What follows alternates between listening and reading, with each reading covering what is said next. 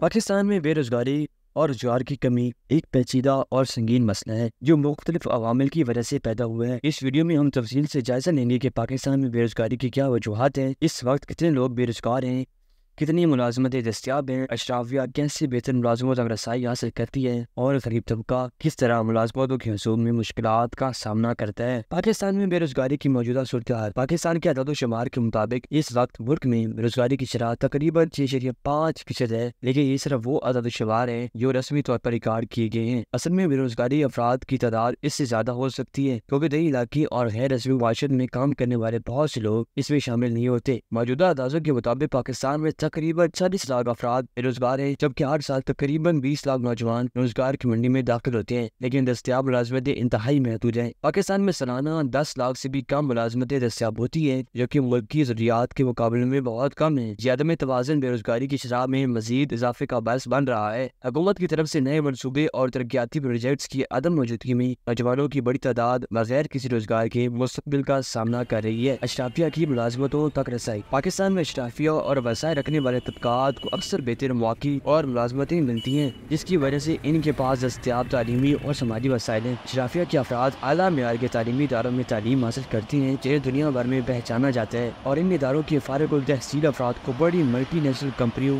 اور اہم سرکاری اداروں میں آسانی سے ملازمت مل جاتی ہے۔ دوسری طرف غریب طبقہ اور متوسط طبقے کے نوجوانوں کے لیے صورتحال بالکل مختلف ہے۔ وہ سرکاری اداروں، نجی اداروں میں روزگار کے حصول کے لیے جدوجہد کرتے ہیں، جہاں سفارش اور روابط کے بغیر نوکری حاصل کرنا مشکل ہو جاتا ہے۔ اشرافیہ کے پاس وسیع نیٹ ورک اور رسائی ہوتی ہے، جبکہ عام طبقہ ان مواقع تک نہیں پہنچ سکتا۔ غریب طبقے کے افراد کو ملازمتوں کے حصول میں متعدد رکاوٹوں کا سامنا ہوتا ہے۔ سب سے پہلے تو ان کے پاس معیاری تعلیم کی کمی ہوتی ہے، کیونکہ سرکاری تعلیمی ادارے نہ تو معیاری تعلیم فراہم کر پاتے ہیں اور نہ ہی ان کے نصاب میں وہ جدت ہوتی ہے جو جدید دور کی ملازمتوں کے تقاضے کو پورا کر سکے۔ غریب طبقے کے نوجوان اکثر کم مہارت والے یا غیر رسمی شعبوں میں کام کرتے ہیں، جہاں انہیں بہتر سیلری یا مستقل ملازمت نہیں ملتی۔ بے روزگاری کی وجہ سے وہ غربت کے شکنجے میں مزید جکڑ جاتے ہیں اور ان کے پاس بہتر مواقع پیدا کرنے کے لیے وسائل موجود نہیں ہوتے۔ پاکستان میں روزگار کے مسائل کی وجوہات۔ تعلیمی نظام میں خامیاں۔ پاکستان کا تعلیمی نظام جدید معاشرت کے تقاضوں کو پورا نہیں کرتا۔ ہمارے تعلیمی نظام روایتی ہے اور اس میں نئی ٹیکنالوجی، ڈیجیٹل مہارتیں اور انٹرپرینیورشپ کی تربیت کی کمی ہے۔ دنیا بھر میں آج کی معاشرت جدید ٹیکنالوجی، سافٹ ویئر ڈیولپمنٹ اور ڈیجیٹل کاروباروں پر منحصر ہیں، لیکن پاکستان میں زیادہ تر تعلیمی ادارے ابھی بھی روایتی مضامین پر زور دیتے ہیں۔ طلباء کو ایسی مہارتیں نہیں سکھائی جاتی جو آج کی جاب مارکیٹ کی ضرورت کے مطابق ہو۔ بہت سے نوجوان جب تعلیمی اداروں سے فارغ التحصیل ہوتے ہیں تو انہیں مارکیٹ میں ان کی تعلیم کے مطابق ملازمتیں نہیں ملتی، جس کی وجہ سے یا تو وہ بے روزگار رہتے ہیں یا پھر کم اجرت والے غیر رسمی شعبوں میں کام کرنے پر مجبور ہو جاتے ہیں۔ پاکستان کی معاشرت طویل عرصے سے جمہور کا شکار ہے، صنعتوں میں ترقی کی رفتار سست ہے اور نئے صنعتی منصوبوں کی کمی کے باعث روزگار کے مواقع محدود ہیں۔